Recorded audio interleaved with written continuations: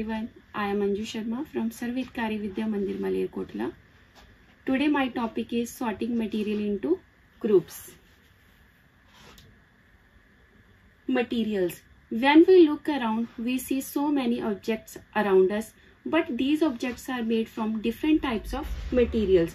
For example, we know both desk and chair are made from wood, and similarly pen and dustbin are made from plastic. So they are made from different types of materials. Why do we need to group the objects? To save time, to find the object, it saves our energy. Grouping makes the place well arranged and beautiful. Convenience to store, convenience to study.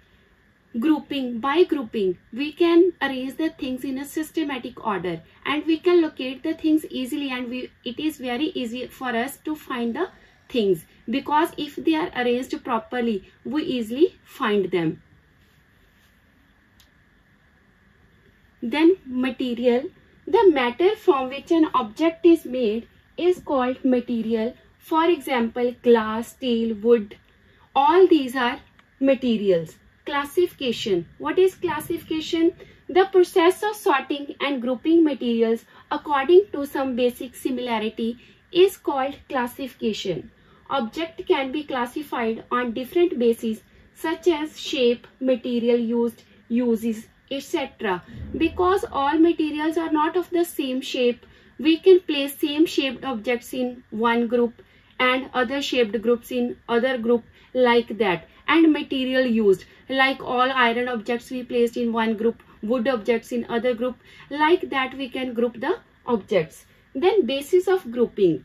Materials can be grouped on the basis of similarity and differences. हम जो materials को कैसे group कर सकते हैं on the basis of similarities and differences. Different types of material have different properties such as appearance, solubility, transparency, conductivity, and behavior towards the magnet. Now we will study about the properties of material. We choose to make an object depending on the properties and the purpose for which the object is to be used. So we should know some properties of the material. First property is appearance, second hardness, third one solubility, fourth density, and fifth is transparency. First, appearance. Materials can be classified on the basis of how they look or appear. Some materials have luster, which is a soft glow to them, while others are plain or dull. Because on the basis of appearance, we can see the look of the material, that how they look. They are dull or they can shine. Materials that have such luster can be classified as metals. Usually the materials that can shine, they are metals. Metals have a luster. Examples: gold, copper, aluminium, iron, all they have luster. But we can see usually a metal loses its shine after some time, or we can say after some days. But why they lose their shine after some time?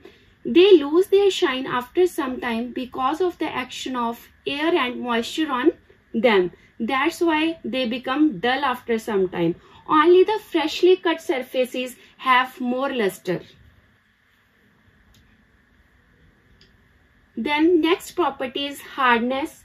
Materials can also be classified on the basis of hardness. There are two types of materials: hard materials and soft materials. Materials that can be compressed or scratched easily are called soft materials, like cotton, sponge. If we try to compress them, they can be easily compressed and we can change their shape also. But the materials that cannot be scratched or compressed easily are called hard materials, like iron, wood. If we try to compress them, they cannot be compressed at all. They can be compressed not easily. For example, metal, iron is hard. We cannot compress them easily. Next property is solubility. Materials that can be dissolved in water are said to be soluble materials, like sugar, salt, they can easily dissolve in water. For example, we take sugar and water. Sugar can easily dissolve in water and they can form sugar solution, and this is soluble. And next one, we take sand and water. Sand is insoluble in water and sand cannot dissolve in water, so that is insoluble solution. But if we can take vinegar, lemon juice and we try to dissolve it in water, they can get easily dissolved because they are soluble. But if we try to dissolve oil, it cannot be dissolved. It forms an upper layer on the water because it can not dissolve in water.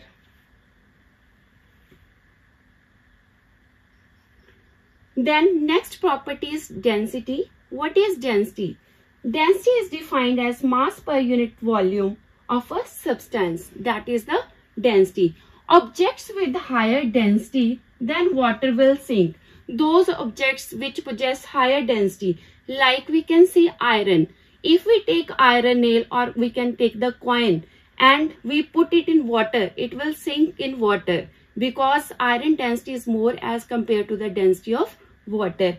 And the objects with lesser density will float on water. For example, leaves, cork, all these will float on water because their density is less as compared to density of water. Similarly, ice also floats on water because density of ice is less as compared to water.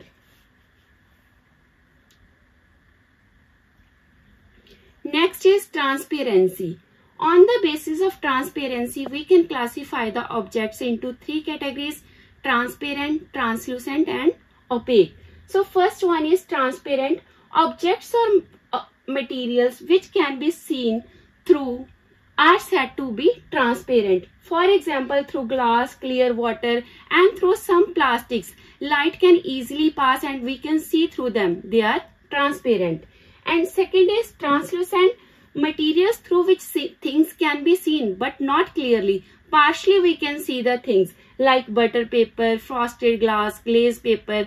All these are examples of translucent materials. And third one is opaque objects. Opaque means through which light cannot pass at all and through which we cannot see. Like from the metals, if we try to look to the other side, we are not able to look. Wood, all these are examples of opaque objects. Thank you.